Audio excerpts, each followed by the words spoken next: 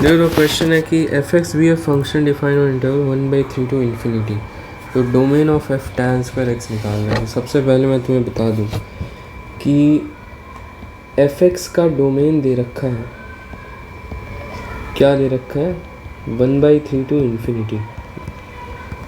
तो इसका मतलब क्या होता है कि एफ एक्स में जो एक्स आ रहा है वो 1/3 से इन्फिनिटी है। मान लो अगर F of x square plus 1 कहता मैं, तो उसमें जो एक्स स्क्वायर प्लस 1 है ना वो 1/3 से इन्फिनिटी आ रहा होता,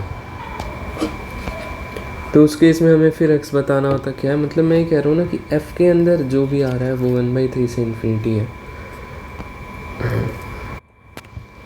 जैसे F of tan square x है ना, तो इसमें अंदर वाली चीज़ जब 1/3 से इन्फिनिटी होगी तब फंक्शन डिफाइंड है। तो उस केस में x क्या होगा, जैसे tan स्क्वायर x अगर 1/3 से इन्फिनिटी है तो x क्या होगा, यही निकालना है। ठीक है, तो हमारा ये क्वेश्चन बन जाता है। अभी ये क्वेश्चन का स्क्रीनशॉट ले लो, और ये क्वेश्चन एक्चुअली बन जाता है कि अगर tan स्क्वायर x 1/3 से ज़्यादा है तो x क्या होगा ये बताना है। ये हमारा क्वेश्चन बन गया, वो क्वेश्चन इसमें आ गया। अब देखो, एक तो तरीका है भाई कि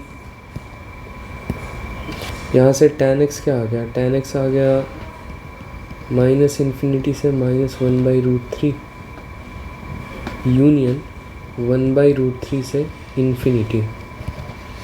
तो अब ये वही चीज़ करो भाई कि ये एक्सिस लो, ठीक है। फिर तुम बोलो कि जैसे ये एंगल 0 है तो π/6 अगर रहता 30 डिग्री तो tan x क्या हो जाता, 1/√3।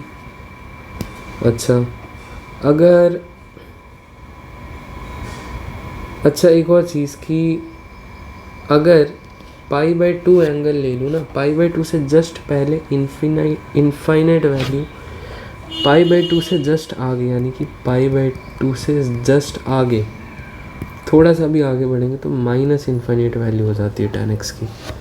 जैसे कि तुम्हें पता होगा tan x के ग्राफ में ये हो गया π/2, ठीक है। तो नेक्स्ट ग्राफ इधर से शुरू हो रहा है, यानी कि -∞ से। तो π/2 के जस्ट पहले तो इनफाइनाइट वैल्यू, π/2 के जस्ट बाद -∞ वैल्यू।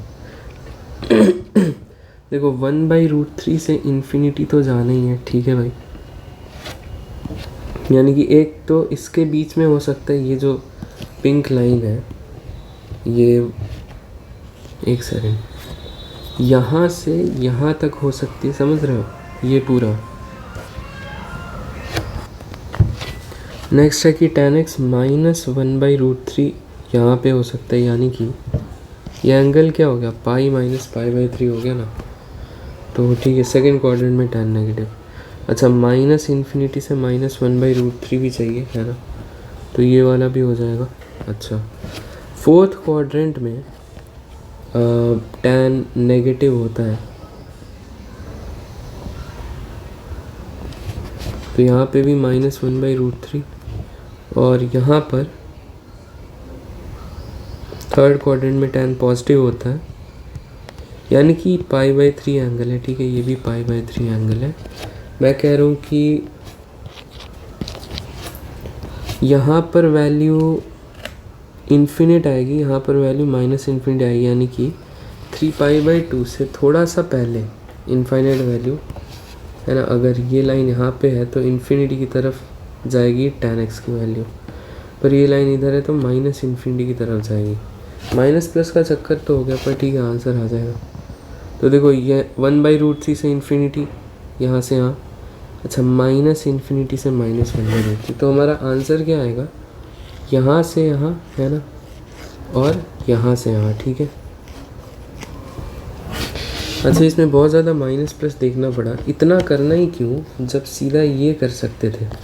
यानी कि अब मैं ना tan स्क्वायर x की वैल्यू निकालूंगा। तो भाई tan स्क्वायर x 1/3 हो कहाँ पर, तो भाई यहाँ से π/2 एंगल पर, है ना, ठीक है। फिर सॉरी π/2 बोल रहा हूँ, π/6 एंगल पर। अच्छा,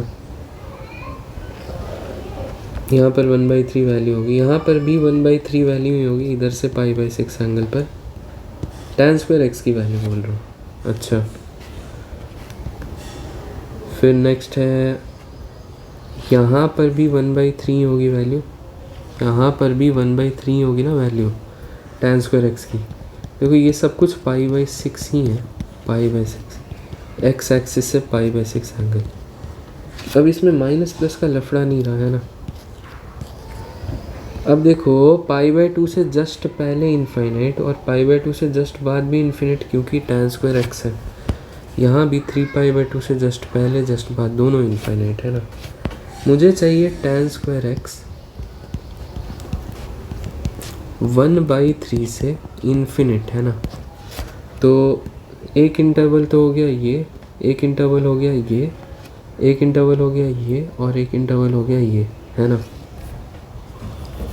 ध्यान देना, अगर मैं इसकी बात करूं तो इसमें क्या हो जा रहा है ना कि tan स्क्वायर x तो बीच में 0 आ रहा है ना।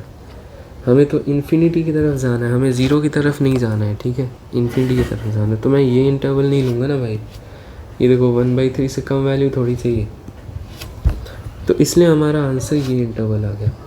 सबसे मेन तो है इंटरवल निकाल लिया। अब जब इंटरवल निकाल लिया तो उसको मैथ के टर्म्स में तो लिख ही सकते हो ना, उसमें कोई दिक्कत नहीं है। एक और चीज़ गौर करना कि कभी भी π/2 मत रख देना, क्योंकि tan π/2 इज़ नॉट डिफाइंड, या tan square π/2 is not defined. हम तो बस π/2 के पहले या बाद की बात कर रहे हैं, ठीक है। अब इसको मैथ के टर्म्स में लिखो। देखो मेरी एक टिप याद रखना हमेशा कि रुको, हाँ ये टिप याद रखना मेरी कि हमेशा प्लस या माइनस x एक्सिस से ही जनरल एंगल लिखना। जैसे कि यहाँ पर मैं बोल रहा हूँ कि मेरे को एंगल चाहिए ये वाला, ठीक है। तो मैं क्या करूँगा, x एक्सिस से कितना जाना पड़ा, x एक्सिस में π/6 जोड़ा, और x एक्सिस में ये एंगल कितना हो गया 5π/6, अरे पाई माइनस π/6 पाई। तो यानी कि x एक्सिस को हम कहते हैं इवन पाई, तो मेरा इवन पाई प्लस π/6 से लेकर इवन पाई प्लस 5π/6 सभी वैल्यूज़ आएंगी, है ना। ध्यान रखना, जो हमारा एंगल x है वो इवन पाई प्लस π/6 से लेकर, यानी कि ये वाली लाइन से लेकर ये वाली लाइन तक सभी वैल्यूज़ आएगा, ठीक है भाई। एक वैल्यू नहीं आएगा ये वाली, है ना। तो एक्सेप्ट क्या, तो इसको भी x एक्सिस से लिखा, तो even pi plus π/2, even pi plus π/2, है ना। जनरल एंगल, ऐसे तो तुम सिर्फ π/2 लिखते ना, पर इवन पाई प्लस π/2 कोई भी ऐसी लाइन नहीं आ रही, ठीक है। समझ गए होगे इतना। नेक्स्ट, अब देखो हमारा नीचे वाला भी तो है ना इंटरवल, यानी कि ये वाली चीज़ भी तो आ रही है। तो अब मैं क्या लिखूं, तो मैं बोल रहा हूँ कि भाई यहाँ तक का लिख दिया ना, अब इसके आगे वाले का लिखो। तो ये तो माइनस x एक्सिस यानी कि odd pi, minus x axis मतलब odd pi, odd pi plus π/6 से लेकर ऑड पाई प्लस 5π/6, एक्सेप्ट आ गया ऑड पाई प्लस π/2। एक बार फिर से समझो, ठीक है। ये देखो यहाँ से लेकर यहाँ तक सब आ रहा था ना, मेरा मतलब कि इतने दूर में तो सब कुछ आ रहा था। तो इसको हम कैसे लिखेंगे, इस एक्सिस में अगर मैं π/6 जोड़ दूँ तो मेरे को ये वाली लाइन मिल गई, है ना। और अगर इसी एक्सिस में मैं 5π/6 जोड़ दूँ तो मेरे को ये वाली लाइन मिल गई। तो मेरे को इवन पाई प्लस π/6 से लेकर इवन पाई प्लस 5π/6 सभी वैल्यूज़ चाहिए। Even pi is simply means plus x axis और ऑड पाई मतलब माइनस एक्स एक्सिस। ठीक है, ये हो गया इवन पाई और ये हो गया ऑड पाई। ठीक है, ये चीज़ बस इतना ध्यान रखना, बाकी सब तो बहुत आसान है। अच्छा, कौन सी वैल्यू नहीं चाहिए, तो ये यहाँ पे नहीं आ सकता कोई भी एंगल, मतलब जो ये वाली एक्सिस है ना, ये जो पिंक लाइन है, ये कभी भी इस पर नहीं आ सकती। तो इसको लिखने का जनरल तरीका क्या है, फिर से एक्स एक्सिस से देखा तो एक्स एक्सिस में π/2 जोड़ दिया, यानी कि इवन पाई प्लस π/2। अच्छा, इसी तरह से ये वाला इंटरवल लिखने का क्या तरीका,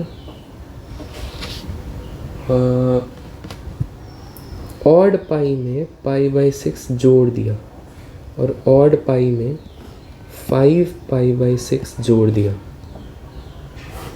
तो ऑड पाई प्लस π/6 से लेकर ऑड पाई प्लस 5π/6 सारी वैल्यूज़ आ सकती हैं एक्सेप्ट दिस, यानी कि पिंक वाली लाइन इस पर नहीं हो सकता। तो उसको हमने क्या बोला कि भाई माइनस एक्स एक्सिस में अगर मैं π/2 ऐड करूँ तो वो नहीं हो सकता, यानी कि ऑड पाई प्लस π/2 नहीं हो सकता है ना, इसलिए उसको हटा दिया। अब देखो, इसको और जनरल तरीके से मैं लिख सकता हूँ। कैसे, मैंने कहा कि यार ये दोनों तो एग्जैक्टली सिमिलर दिख रहे हैं, बस इवन की जगह ऑड आ जा रहा है। तो मैं अगर पूरे को n पाई प्लस π/6 से n पाई प्लस 5π/6 लिख दूँ तो कोई दिक्कत तुम्हें?